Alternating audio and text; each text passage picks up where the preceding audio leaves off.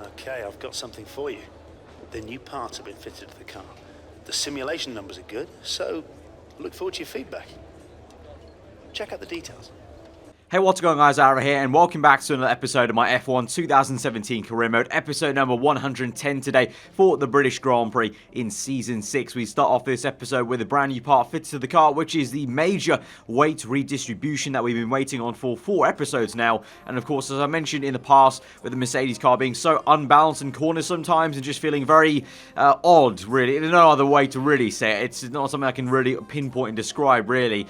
You can only experience it if you've driven the Mercedes car maybe in later seasons in the career yourself. I just don't feel like it's as comfortable as other cars to drive, and I've been hoping that the different kind of weight redistribution upgrades we've been doing, the chassis upgrades that we've been doing to the car pretty much all season, will help that cause. Lately, it's not been feeling too bad, and obviously we've had some decent results, and you know, slowly we're kind of getting into the fight with the 2 Red Bull guys, and also Sebastian Vettel's Ferrari, with all 3 of them having their separate kind of issues and off races here and there.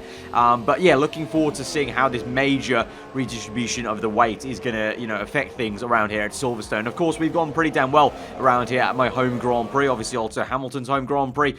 So, you know, all British team line up, myself and Lewis, so hopefully both of us can do a really decent job this weekend and try and take the fight to the Red Bulls and the Ferraris. And also, you would say the Renaults in recent races, they've been looking a lot better and better. Although Nico Hülkenberg, as one of you guys mentioned, has still been getting his classic luck from real life and has had no luck really as of yet to really make a stance on the standings in the championship. But we move through into qualifying then. Q1, obviously a formality at this stage, and Hamilton actually looking very decent in Q1 there. So I kind of thought that was kind of weird that he was actually fastest there. You know, he hasn't been fastest in the session so far in the last few episodes in Q1. So I don't know, maybe a little, you know, taking energy, his AI taking energy from the home crowd there. But we move into Q2, you can see through Copse there, very, very floaty on the exit of the corner, having to readjust myself, you know, whilst we're planting the power on the exit. So alluding to the fact that the car still is a little bit on edge. Obviously qualifying is a bit of a different story compared to the race, and so we're on the lowest fuel, we're flat out, and obviously it's going to be on the edge, and that's what you like to see, you know, really pushing and, you know, trying to wrestle the car into a position maybe it's not meant to be in. But we finish up in P10, Hamilton now down in P7, so it looks like everyone's turned up the wick, including the 2 Red Bull cars and the Ferrari guys. So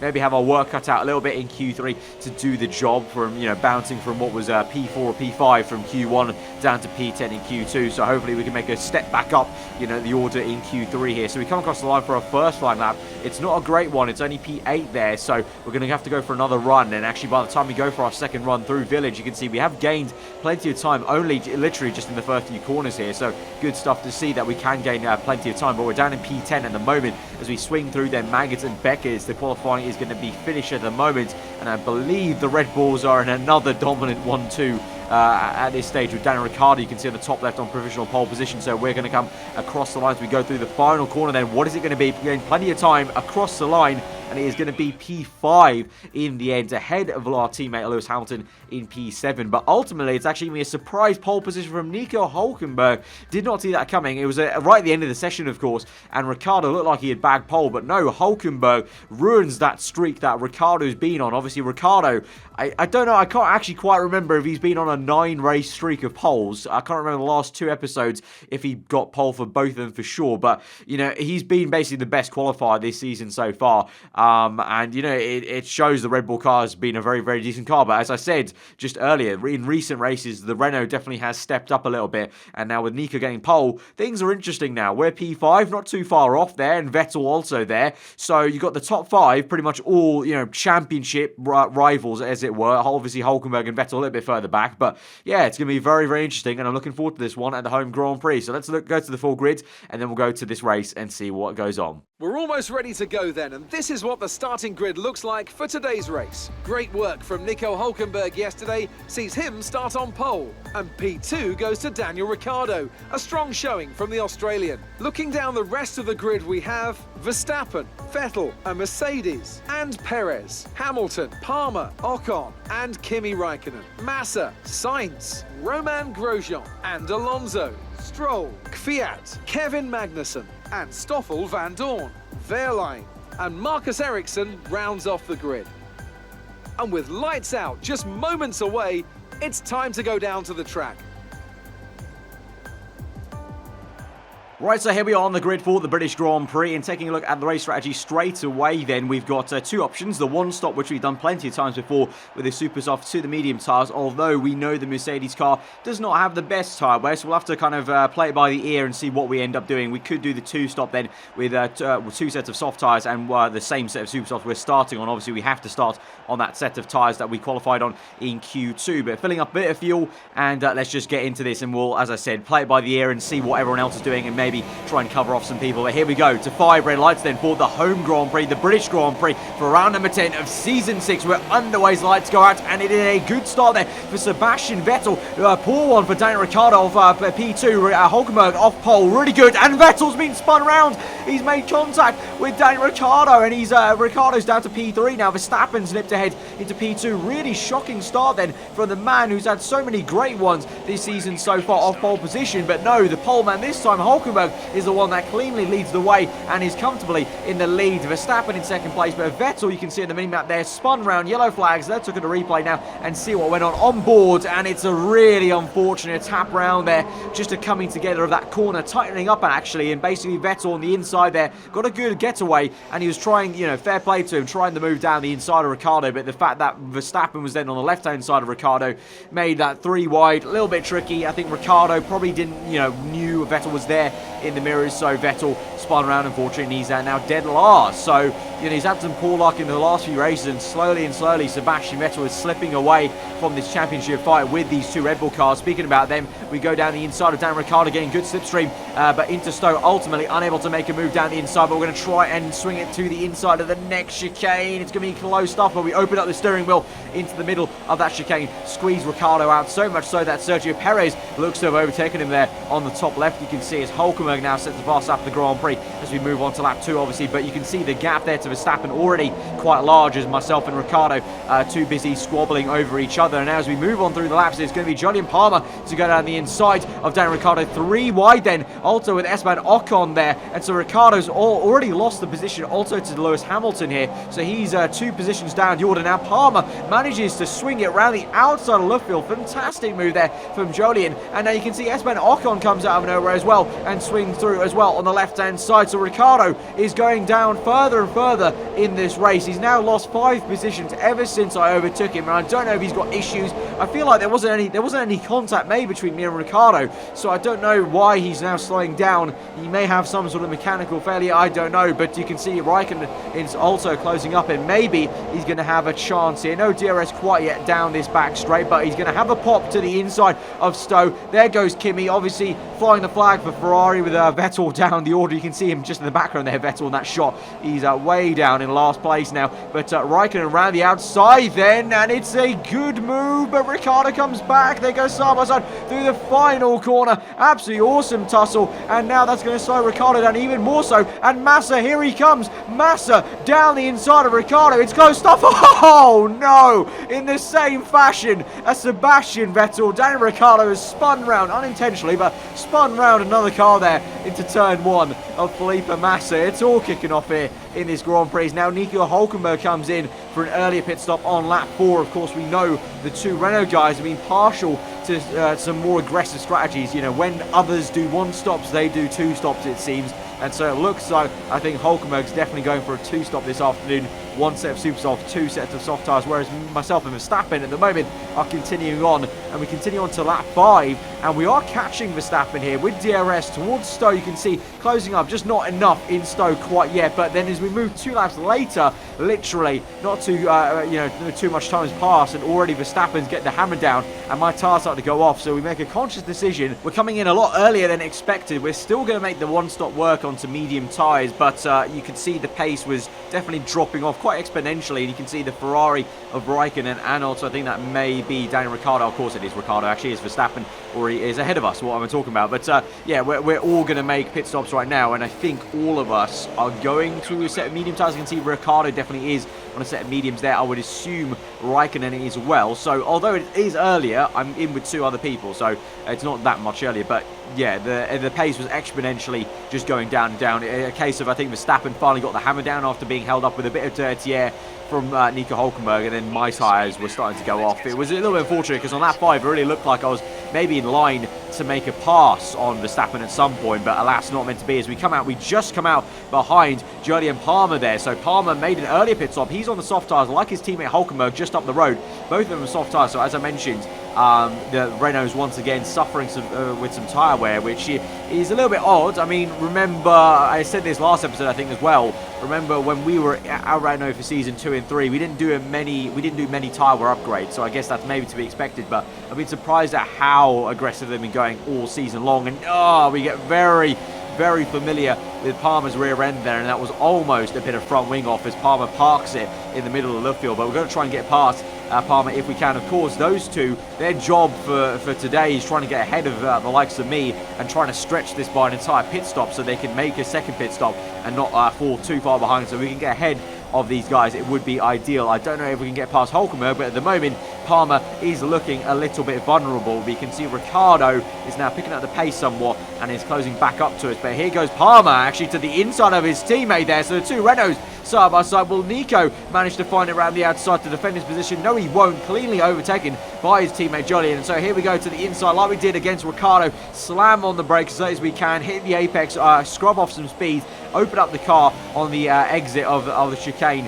and we've got that place. So we're up into P11 now as we swing through. Is there anyone in the pits? There's one person in the pit lane there. So as you go through turn 1, we'll go up into P10, that will be, I think. Yeah, and that's going to be Esteban Ocon, that is, who's going to come behind, just ahead of actually Hülkenberg. You can see on the top left, so actually surprised that Hülkenberg's lost that much pace there in just that half a lap. And now we move up to laps P7, and Hamilton, our teammate's just there, and he's going to get up ahead of Nico Hülkenberg as well. So the race leader suffering from some deficit in pace. And at the moment, you've got Hamilton and Ocon both ahead of him. Palmer is the lead Renault now in this race as we close up to Marcus Ericsson. He's going to be a bit of a bother as we have to send it down the inside. He locks up, though, and so thankfully he doesn't lose us too much time. But at the moment, as much as I try to keep up with Julian Palmer, it's actually proving quite difficult, and Hamilton is the one closing up on me. So my teammate, for the first time in this race, is proving like he's going to be a bit of a bother. At the moment, though, that's not going to be a worry. We've got him at bay, and as we go down towards the field, even with DRS, Hamilton unable to close up to us quite yet as Palmer gets past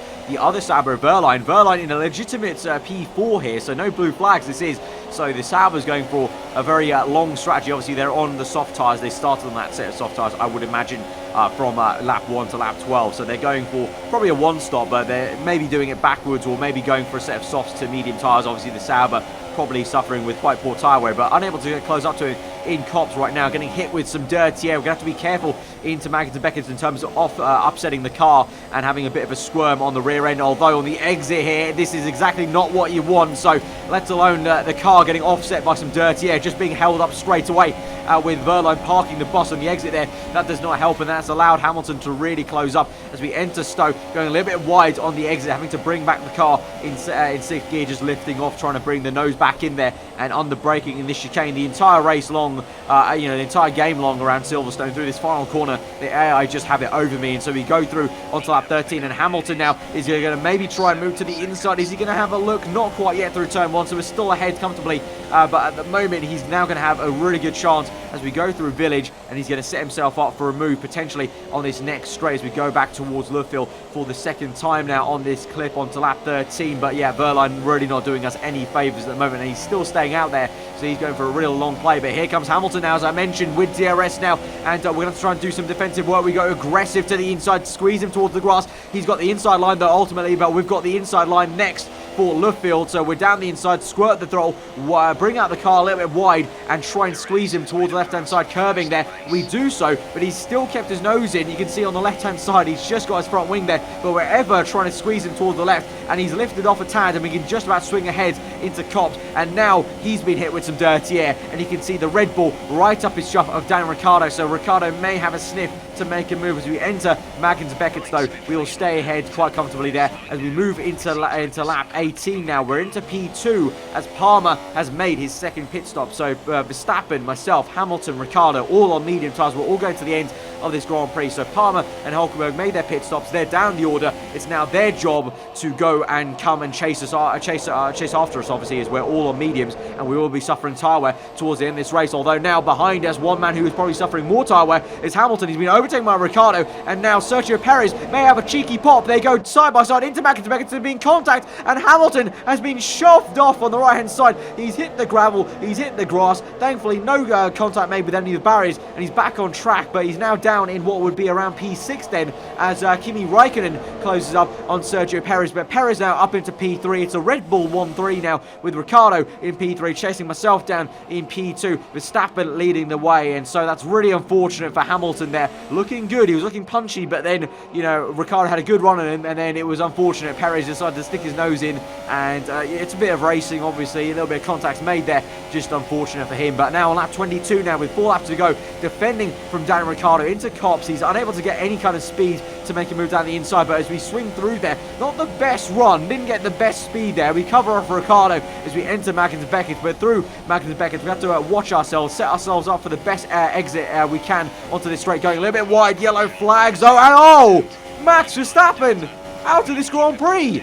Oh, that is very lucky for us. Full course safety car is called out for that. And that is going to mean we are leading our home Grand Prix at the British Grand Prix. How do you like that for some luck? Absolutely awesome. Verstappen leading the way into Stowe. Is this going to be an engine or mechanical failure? I think it's a mechanical one. And he pulls up on the right-hand side, parks it up, and that is race over for Max Verstappen. And that is us up in for the first place under the safety car. I was actually checking my engine wear, and we almost hit the safety car, getting very familiar with the safety car there. I was looking over on the right hand side, you can see their heads-up display, because my internal combustion engine is quite worn. It's around 72%, so that's a little bit of a worry for the first time now this season. The Mercedes car giving me a little bit of panic in terms of the wear of the engine. But now, for 2 laps to go, that shouldn't be a worry for me to take this home to the lead, I should hope. But we're warming up our tyres and now trying to get the best exit we can, obviously, as the safety car's in. I am effectively the safety car. I control the pace,